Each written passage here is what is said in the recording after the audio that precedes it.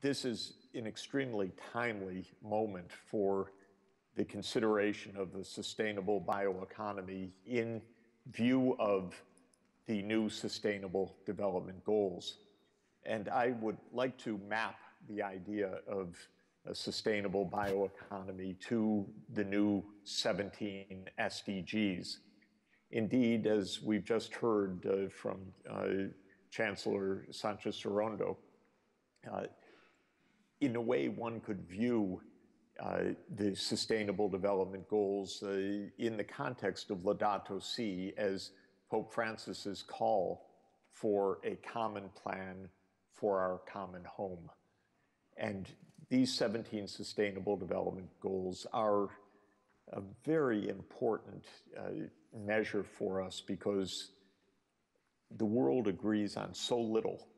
And yet here we have an agreement of 193 member states of the United Nations on a critical pathway for sustainable development.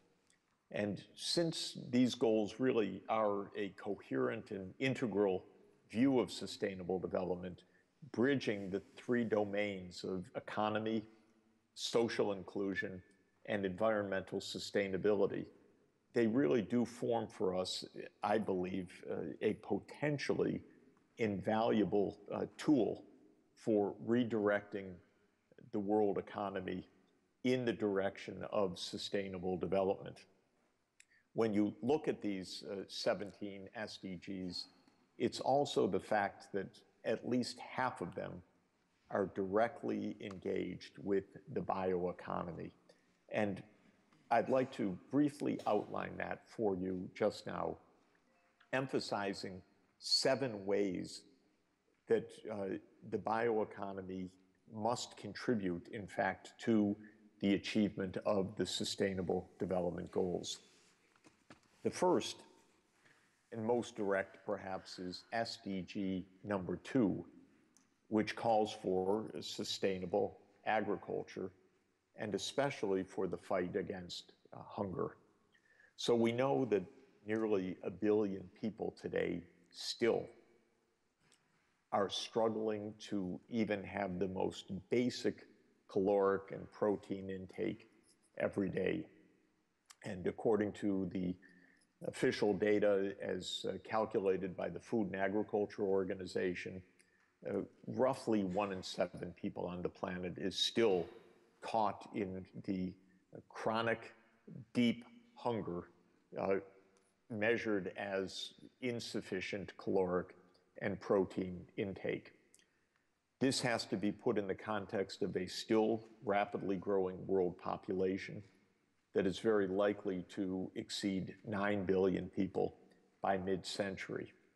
So the first thing we need, of course, from the bioeconomy is a reliable food supply that can meet the basic needs of the world population. Now, second, and closely related to this, is the fact that at least 2 billion people more, in addition to those classified as living in chronic hunger, are suffering from other forms of malnutrition. At least 1 billion people more are suffering from serious micronutrient deficiencies, various vitamin A, vitamin D, vitamin B, iodine, zinc, and other micronutrient deficiencies. And another 1 billion on top because of conditions of obesity and now an epidemic of adult onset diabetes are suffering from imbalanced diets that are causing huge metabolic burdens of disease, especially diabetes. So one can say realistically that perhaps 3 billion of the 7 billion people on the planet today suffer from serious malnutrition. 1 billion with deep and chronic insufficiency of basic food intake, another 1 billion of micronutrient deficiencies, another billion of dietary imbalances leading to obesity and other metabolic disorders that are now of epidemic dimensions. So decent nutrition is, of course, part of SDG 2, not just total food supply, but adequate nutrition. And we have a very, very serious challenge, clearly unmet, and in the context of a growing population, to ensure nutritional adequacy of our diets. Now, a third aspect of the bioeconomy to emphasize is related to SDG number 1, and that is ending extreme poverty. It remains the case today that perhaps 70% of those who are still trapped in extreme poverty are living in rural areas and making their livelihoods essentially as smallholder farmers. So we look to the bioeconomy not only for food security, not only for nutritional security, but also for income security. We have to ensure that rural areas are decent places to live, that they are providing sustainable livelihoods, human dignity, the escape from extreme poverty of poor households. And that is certainly several hundred million people in extreme rural poverty today. Now remember that SDG number 1 calls on the world to end extreme poverty by 2030. This is feasible, but it requires a very clear understanding of the conditions of rural poverty and very clear pathways to help smallholder farmers out of the trap of extreme poverty. Now, all of this would be hard enough if it weren't for the facts that I now want to emphasize, and that is the relationship of agriculture to the environmental crisis that Bishop Sanchez Sorondo spoke about just now, and that I'm sure is being discussed throughout the day. And there are several dimensions of the links of the bioeconomy to the environmental crisis, because the arrows of causation run in two directions, from agriculture to environmental threats, and from environmental threats to agriculture. So as a fourth point, I want to emphasize the ways that agriculture deeply and adversely affects environmental sustainability. It is fair to say that not only does the food system not provide decent nourishment for the world's population, but the world's food system today, as currently conducted and with current technologies, is itself environmentally unsustainable. If one looks at the planetary boundaries that have been put forward compellingly by the world's ecologists, leading ecologists, most of the planetary boundaries that are threatened today are threatened first and foremost by unsustainable agricultural practices. Climate change itself, which is due overwhelmingly to anthropogenic greenhouse gases, faces the single largest source of those greenhouse gases in the agriculture sector.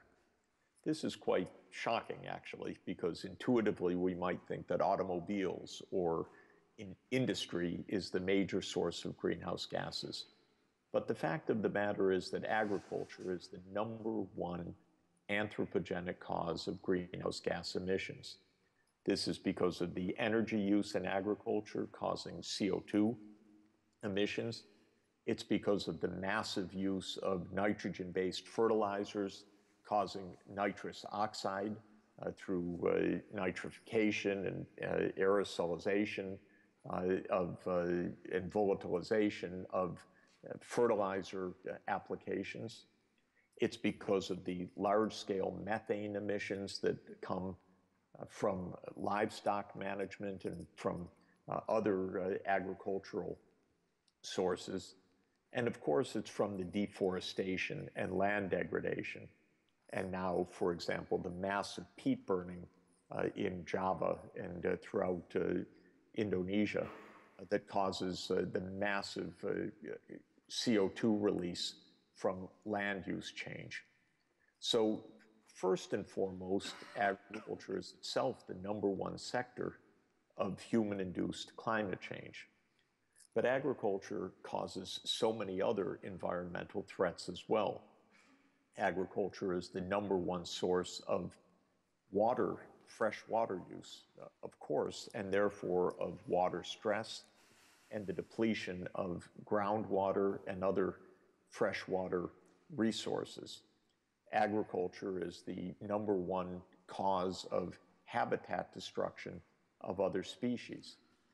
Agriculture is, of course, the #1 cause of the massive nitrogen and phosphorus fluxes from chemical fertilizer application that's causing eutrophication in at least 130 major estuaries around the world.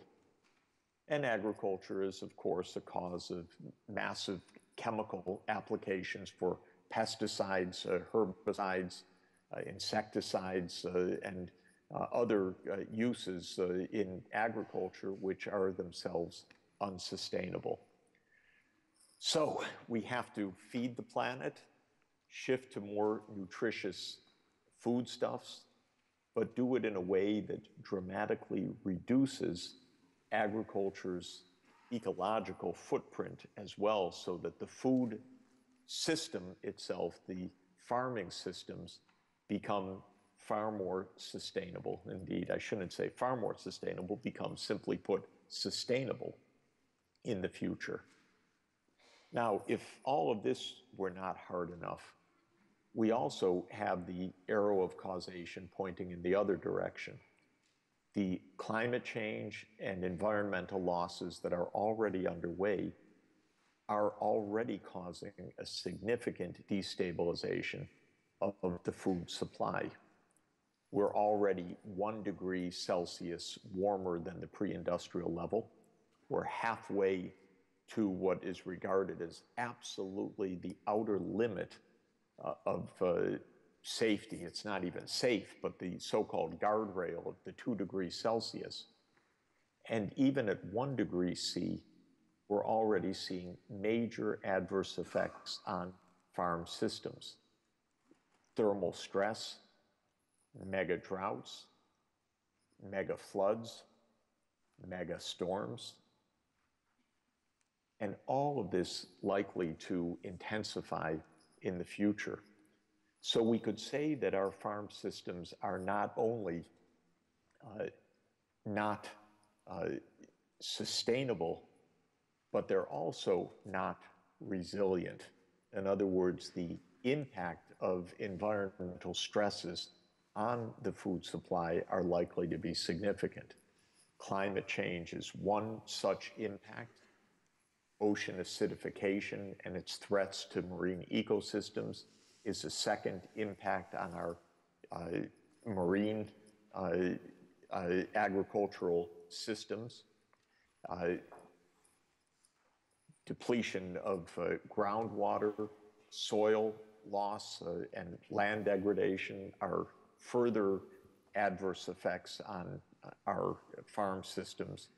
And so we're going to have a huge challenge, not only in expanding food output to meet the planet, not only in converting to healthier diets, but in also in absorbing the consequences of the ongoing stresses coming from environmental shocks.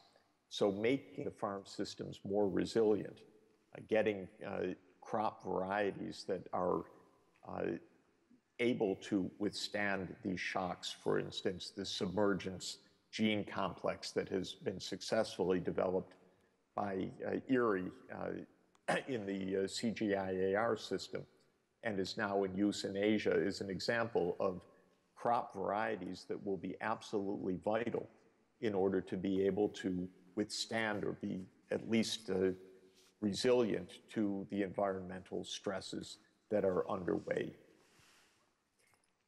A sixth area where the SDGs potentially overlap with the bioeconomy is in biofuels. And here, of course, we have to be very cautious. Given all of the challenges of the food system, we know that any large-scale application of biofuels could deeply compete with food or other ecosystem services. So I'm rather skeptical of large-scale biofuels, but there could be applications that don't compete with ecosystem services and that don't compete with the food supply, and we should definitely include this as part of the potential contribution of the bioeconomy to the SDGs, especially to SDG number 7, which calls for access to renewable energy services. And the seventh area that I wanted to mention is the potential role of the bioeconomy in direct human health by providing vital solutions for disease burden, as well as for healthy ecosystem services. It's notable that this year's Nobel Prize in Physiology went in part for one of the 3 recipients was the scientist in China who identified the active molecule of the traditional anti-fever medicine of Chinese medicine that we now know to be, or we call artemisinin, which is the #1 cure for malaria now around the world. And so this is just one of countless examples where the bioeconomy is providing a vital medicine to save hundreds of thousands of lives every year.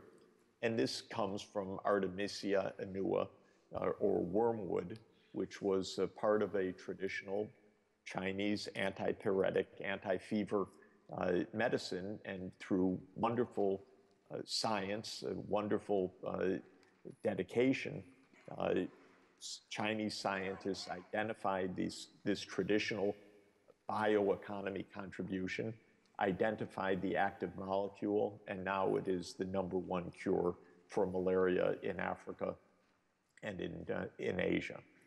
So we clearly have the great challenge that the German government has rightly identified of bioeconomy at the service of sustainable development.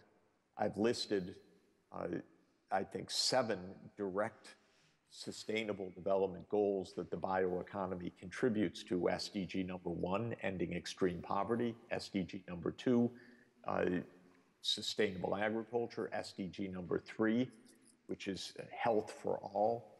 SDG 7, which is renewable energy. SDG 13, which is the fight against anthropogenic climate change. SDG 14, which is conservation of marine ecosystems. SDG 15, which is conservation of terrestrial ecosystems. And I'm sure we could identify other linkages as well. But my point is certainly that a sustainable bioeconomy is almost synonymous with achieving the Sustainable Development Goals. Now, I'll just conclude by saying that all of this is tremendously complex. I've emphasized how far we are from truly sustainable food systems, truly meeting the hunger challenge, truly meeting the nutrition challenge, and doing it in a way which is both sustainable and resilient. When I look at all of the challenges of the Sustainable Development Goals, whether converting from fossil fuels to a decarbonized energy system or sustainable cities, SDG 11, I regard the challenge of sustainable agriculture as the most complex of all of the Sustainable Development Goals. And it's the most complex for the reasons that I've just alluded to, that we are far from the goal, that it's going to get harder, that causation runs from agriculture to environmental threat, and from environmental threat back to agriculture, that the challenges engage the poorest people in the world, and because solutions are inevitably local as well as global. In other words, when we're talking about agriculture, we're talking about the need for local solutions, because every microclimate, every local farm system, every local crop variety needs its own solutions that respects the local ecological context. This is a big challenge. We are not organized properly for this challenge. I would like to appeal to all of us, because this is a room of global leaders, to send the message to our governments, to send the message first to our host government, Germany, which has so properly taken on this challenge, that we need a massive scale up of effort if we are to succeed in a sustainable bioeconomy. We need to bring together the nutritionists, the agronomists, the hydrologists, the soil scientists, the economists, the development practitioners, the ethicists, so that we have the chance to develop a sustainable bioeconomy country by country, region by region around the world. We need to bring the world's top universities, indeed I should say universities all over the world, into this challenge, so that every university is addressing the local challenge in its own community, in its own neighborhood, respecting the local context and the microclimate and microecological conditions that are found. We need to bring the major agronomic industry into this. So much of the technology right now is in private hands, Monsanto or Syngenta or DuPont, Pioneer, and others. And this will not do. We need common knowledge for the common good. We need to put the patent information into common pools so that it's available for scientists all over the world, including scientists working in the poorest areas. We need to understand the complexity of this challenge, the urgency of this challenge, to call on us from the Sustainable Development Goals to meet this challenge, and the core ethical centrality of this challenge. As Bishop Sorondo said, Matthew 25 says, "He who feeds the least among thee feeds me." The challenge of feeding the poorest of the poor is our biggest challenge. Let us meet it and understand the full scientific complexity and full institutional complexity of what we need to achieve. And thank you for the opportunity to be with you today. Let's find institutional ways to move forward together. Again, I want to thank the German government for taking the lead in this, and call on the German government, and we have such a fantastic leader with Joachim von Braun, who is chairing the Bioeconomy Initiative, to help us get organized suitably at a global scale so that we can achieve the Sustainable Development Goals. Thank you so much for allowing me to join you today.